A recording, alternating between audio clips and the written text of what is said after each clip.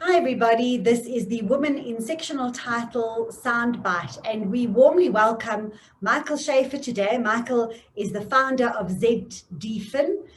Michael, hi, welcome. Hi Marina, thank you very much for hosting me and welcome to your audience. It's exciting times.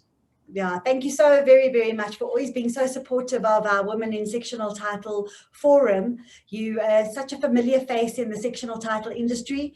You've definitely paid your school fees, and now you've launched into a really exciting project with ZDFin, which is a specialist finance company for community schemes. I need to get right down to brass tacks and ask you, what is the difference? What makes you different from other scheme financiers? Well, thanks, Marina. Yes, I think, certainly I have done the hard yards. I think most of the women in sectional title, it was sort of known me from my Trafalgar days. And, just to touch on women in sectional title, in my Trafalgar days, 80% of our staff were women. So I think, the gross representation of, the working people in sectional title are women. So I think they need to be recognized and, sort of afforded the respect that they deserve. So, we're terribly proud and excited to be associated with WISP. And, that's it. Just to answer your question about ZDFin, I think that, just again, from my sort of practical experience, I think that, where I'm aiming to sort of differentiate ZDFin from the ordinary or the, my competitors in the sectional title, finance spaces is to really combine, sort of practical knowledge of, the nuances of sectional title and where the gaps are. From my experience, lending money to a scheme, if you lend it, sort of unchecked, schemes and trustees, well-intentioned, can do, a lot of damage to a scheme. So, what I'm really trying to do is, from my experience, really coupling and providing the expertise that are required, or to make sure, that there are expertise on site to make sure that the money is well spent, works are well scoped, well priced, and sort of well executed type of thing to ensure the safety, of the funds in the works, and ultimately it's just about, restoring value and for a fair price. And I think that's it. And I think very often, managing agents and, are caught in the proverbial middle. They kind of get lambasted for work that isn't being done. But, there's not much they can do if there's no money. They go to the trustees. Very often the trustees are in the difficult sort of, position, or kind of in a conundrum, because they go to the members and ask for the money and they get kind of shot down. So no one really knows what to do. And, and very often they feel kind of overwhelmed. So, the poor managing agent, they get paid the least, they're doing the most. And, they kind of sitting there, and even if they know what to do, trustees don't often listen to them. So, if a third party comes in, very often I find the trustees are far more kind of receptive. And, I don't profess to be an expert when it comes to maintenance and that type of thing. But, certainly, we're well connected and we can sort of facilitate the right sort of expertise and people that are happy to, get involved on a risk type basis. With, and sort of provide the, because I often find, and it's a generalized sort of comment, but I find that trustees very often are penny wise and pound foolish. They don't want to spend a bit to save a lot, but if we say to the trustees, listen, we need to go and pay for a structural engineer or like a maintenance expert project manager to get involved, it's kind of over before it even starts. But, it's the nature of the beast. So let's not complain. We need to box smart to get around it. There are numerous young professionals. When I say young, I'm talking like 35. So maybe they haven't been around the block 50 or 60 times, but they've certainly been around 20 or 30 times. So they have good experience, but they're well qualified. They're happy to do the work at risk. They come in, they provide meaningful sort of like information and, sort of building audits, proper advice type of thing. And then what we like to do is to, provide the finances to unlock, the recommendation of the expert, because very often, Sorry to interrupt. Something that fascinates me. I mean, what is your stance on that exact tipping point when trustees need to look for finance? I mean, when do they know that they need to look for finance from you or company? Well, I think it's a combination of factors. I think it's probably a combination of the state of the building as it currently stands. The financial sort of situation of the building. And I mean, again, from past experience, I've literally seen schemes implode, as, sort of, again, typically speaking, and again, it's generalized comment, but I find that, very often we kind of under budget. We very seldom do cash flow budgets, and obviously arrears sort of exacerbate the sort of the situation. I think now, especially in COVID, there is sort of financial pressure, which is creating sort of like pressure. But very often you find that, as cash flow becomes constrained, trustees now need to hand over to attorneys to, sort of collect the arrears or to assist them collect it. They don't work for free. So, it prejudices an already prejudiced sort of like cash flow. And, visually the building starts sort of deteriorating. And very often, members say, well, they know Michael's not paying. The building's not looking good. We're not doing basic sort of like maintenance type things. So I'm going to withhold my levies. And you start seeing that erosion of value. So I think it's again, combination of factors. It's stuff that's obvious that needs to be done. Have we got 10-year plans? Have we got sort of competent people involved to advise on the maintenance?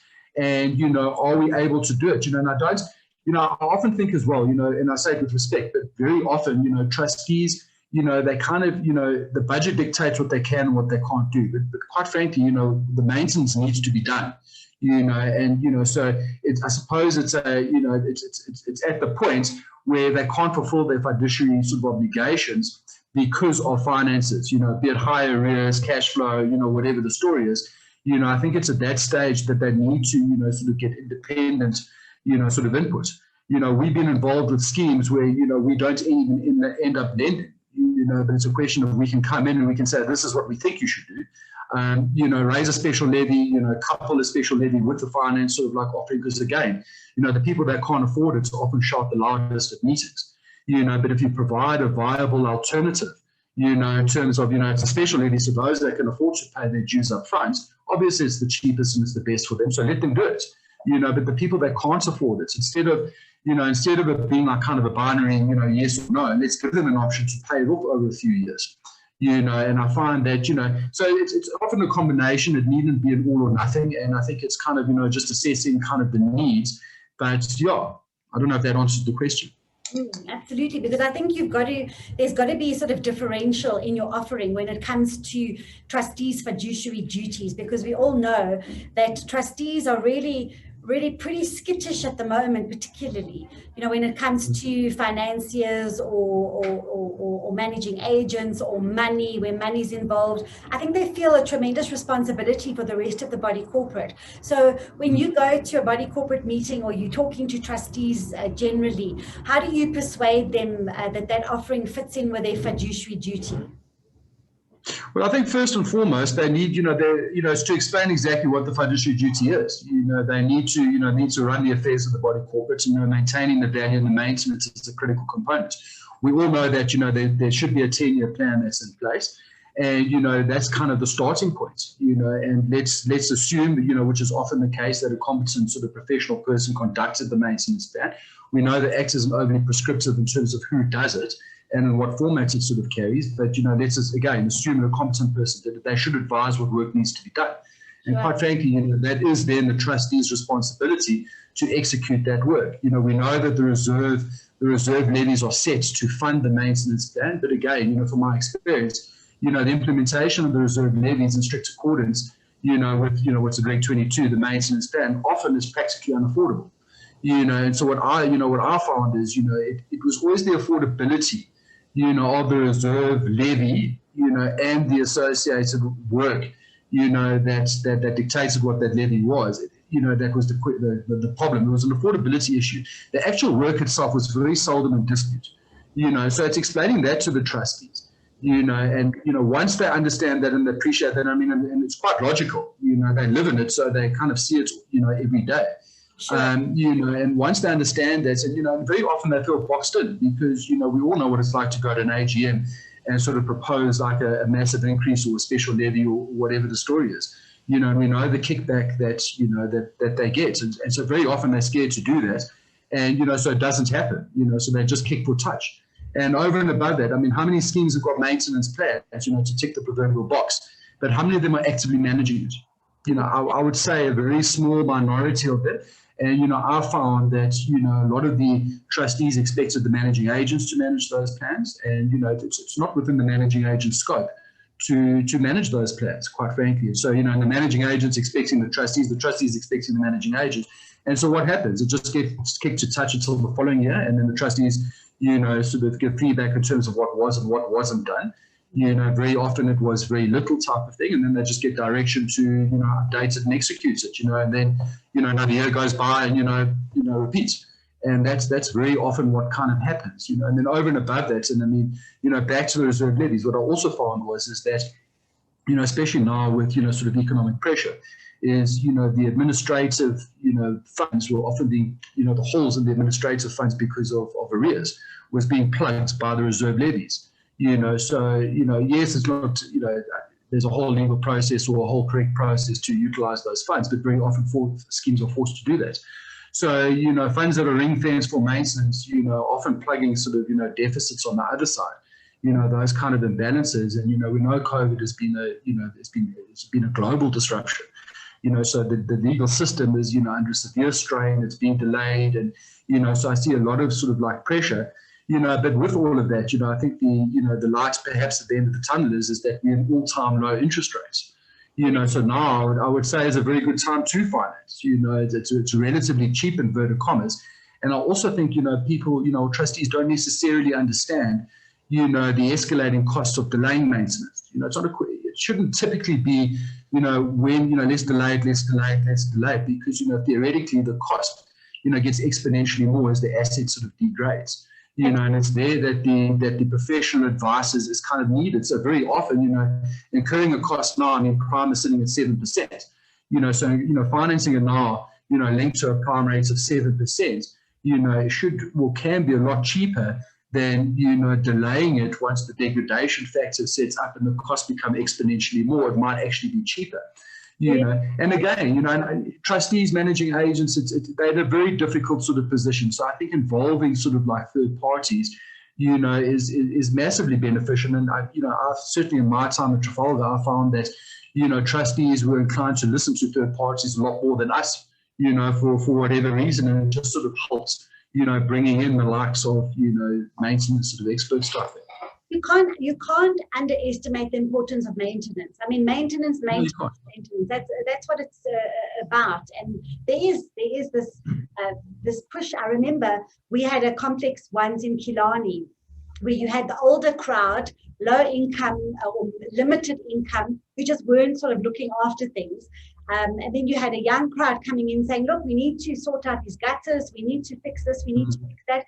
It was one of my first arbitration hearings, actually. And I remember the arbitrator making a serious point, and it's true.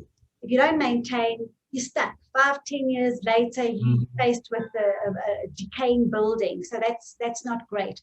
One last question, Michael. You know, we've seen people come and go in the sectional title industry. We've seen sort of financiers and different models and people coming in to assist bodies corporate. But why is there such a negative connotation around the financing of buildings, and how are you going to sort of approach that perception? So I think, Marina, I mean, it's a good question, because there certainly is a bit of a negative connotation with sectional title financiers, but I think it's specifically with regards to the levy finance product. You know, not the ordinary kind of vanilla maintenance sort of loan product where the terms are clear and, you know, it's funding a specific project. So I think it was primarily, you know, surrounding or associated with levy finance. And I think the issue was, you know, kind of the rates. You know, it's largely, you know, well, it's the incidental credit rates is the maximum that can be charged. So we're looking at fancy interest rates of, you know, I think it's 24% sort of nominal, so effective will be 26% odd. So, you know, when you're looking at a combination of that, attorney fees and sort of delays on the system, you know, you get into the proverbial, when you run the risk of getting into the proverbial debt trap, exceed the underlying value of the unit, which is ultimately the security. And I think, you know, in the early days, a lot of the financiers, you know, went in and, you know, lent money to schemes and, you know, even well-intentioned, you're still dependent on the system, you know, to collect your money. And perhaps, you know, there were whatever delays, but, you know, it's a toxic mix, you know, high interest rates, you know, attorney fees on top of that, and time, and the money's, the debts exceeded the underlying value of the units. The way those products were structured was that the body corporate was, the surety for it, so it was a contingent liability on the body corporate's books. And, you're now in a situation where you owe more than the actual unit is worth. And so now what do? Now there's some uncomfortable, sort of discussions in terms of, will the body corporate must make good on the higher amount? Trustees feel aggrieved because they approach the financiers to resolve an issue. The financiers, for whatever reason, fail to resolve it. Maybe just because of a delay on the actual system that was, the legal system to resolve the issue.